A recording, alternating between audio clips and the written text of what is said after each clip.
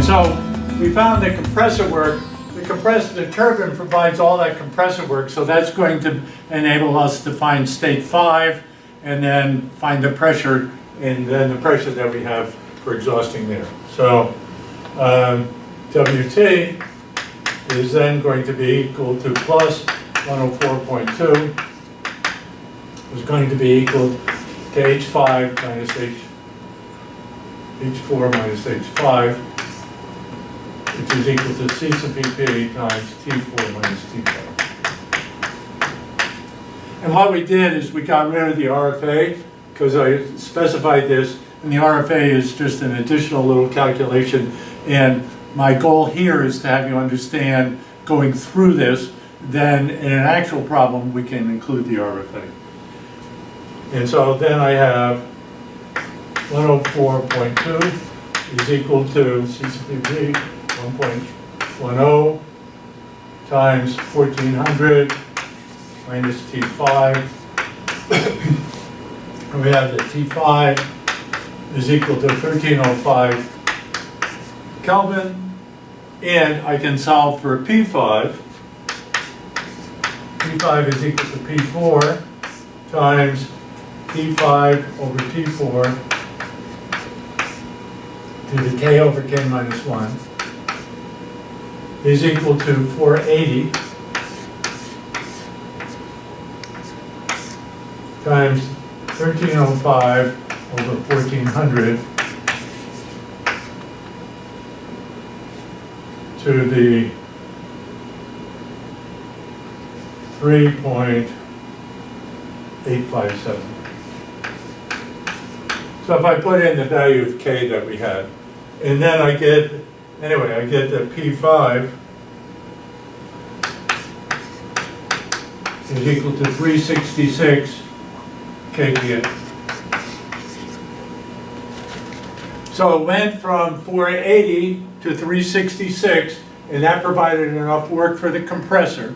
And so then the expansion from this 366 to 83 gives us the temperature at state 6, but will also enable us to find the velocity leaving, etc. So the process 5 to 6, we have the T6 is equal to T5 times P6 over P5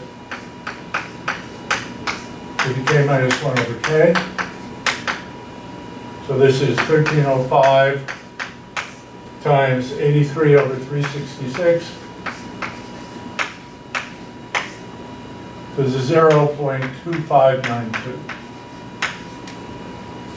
And so I get that T6 is 888 degrees K.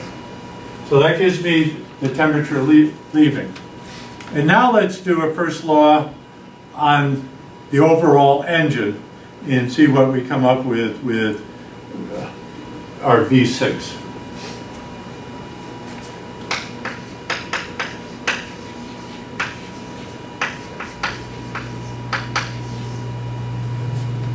So I have, coming in, I have H per unit mass, H1 plus KE1 plus Qn, the energy of the fuel, is equal to H6 plus KE6. So this is the input energy of the air, the energy of the fuel, and this is the energy of the fuel, everything leaving. And so then I have 1.0047 times T1, 230, plus 305 squared over 2,000, plus Qn is 1.10 times 1400 minus 380. And this is going to be equal to H6, 1.10 C sub P times H6, 888, P6 rather, plus P6 squared over 2,000. So we have, just to turn the calculator to do that, and we get that V6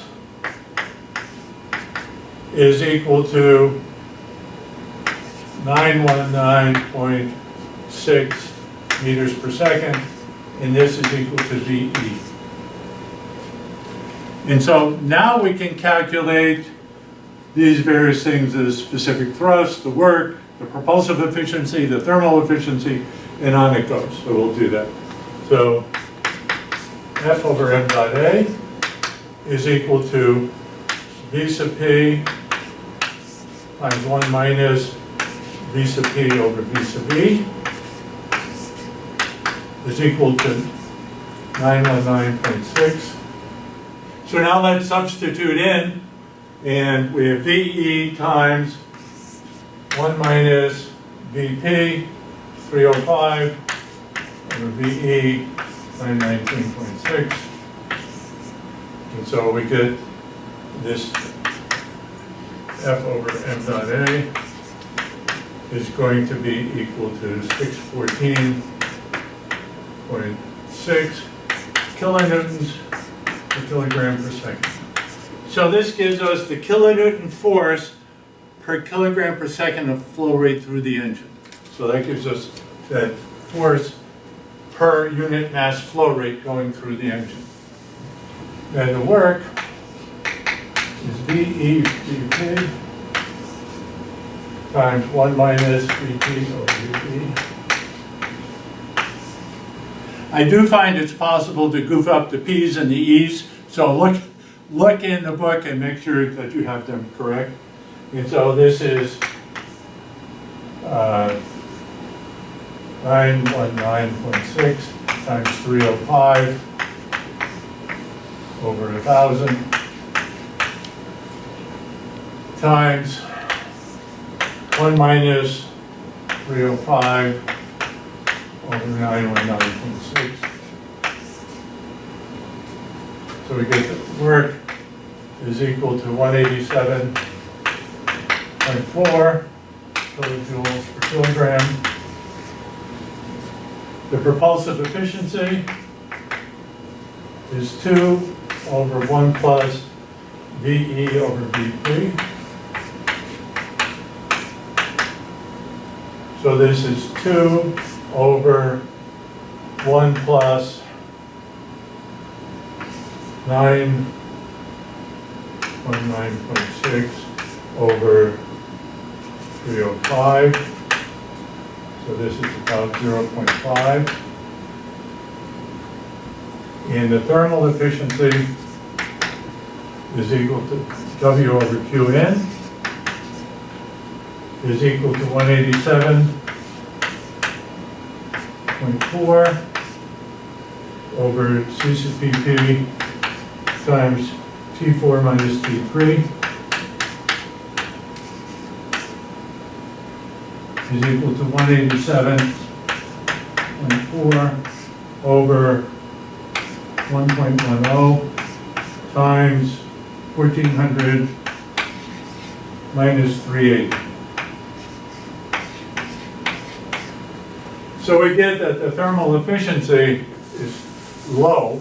We'll find that it's 16.7%.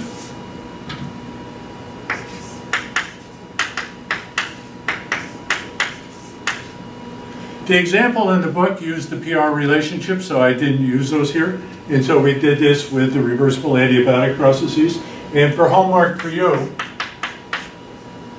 1441